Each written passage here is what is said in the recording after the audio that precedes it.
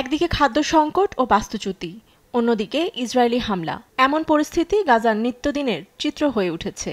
করুণ এই পরিস্থিতির মাঝেও আশার আলো দেখছেন গাজাবাসী। ট্রাম্পের যুদ্ধবিরতি ঘোষণার পর অনেকেই ভাবছেন এবার অবসান হবে কষ্টের।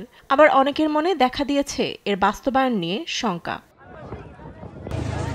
গাজার খান ইউনিসের বাসিন্দারা বাস্তুচ্যুত হয়েছেন একাধিকবার। খাবার সংগ্রহে প্রতিনিয়ত ইসরায়েলি আগ্রাসনের শিকার হচ্ছেন। এবার মার্কিন প্রেসিডেন্ট ট্রাম্প 60 দিনের যুদ্ধবিরতির ঘোষণা দিয়েছেন। জনসাধারণের দাবি আংশিক নয়, সম্পূর্ণ যুদ্ধের অবসান চান তারা। ইরান ইসরায়েল যুদ্ধ বন্ধের মতো গাজায় বন্ধ হবে গণহত্যা ও ইসরায়েলের সামরিক অভিযান।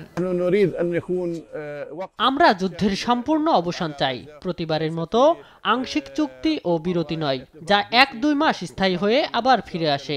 আমরা এই গণহত্যার অবসান চাই। তারা তাদের জিম্মিদের নিয়ে যাবে এবং তাদের কারাগারে বন্দী আমাদের মানুষকে মুক্তি দেবে। গাজা উপত্যকার পুনর্নির্মাণ হবে, আমাদের জনগণ জীবন ফিরে পাবে।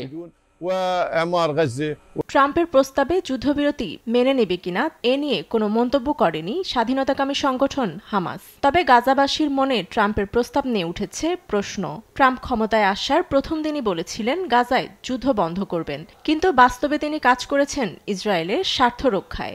এমন পরিস্থিতিতে তার সততা নিয়ে প্রশ্ন রাখেন বাস্তুচ্যুত এই ফিলিস্তিনি।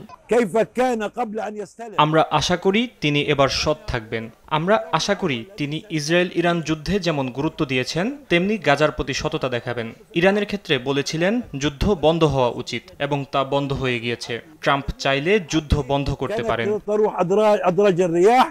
স্থায়ী যুদ্ধবিরতিতে পৌঁছাতে ইসরায়েলি প্রধানমন্ত্রী বেনিয়ামিন নেতানিয়াহুর উপর জনসাধারণের চাপ ক্রমেই বাড়ছে।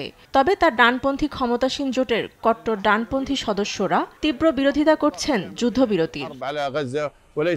ফাতেমা তাসনিম, নিউজ ডেস্ক, দেশ টিভি।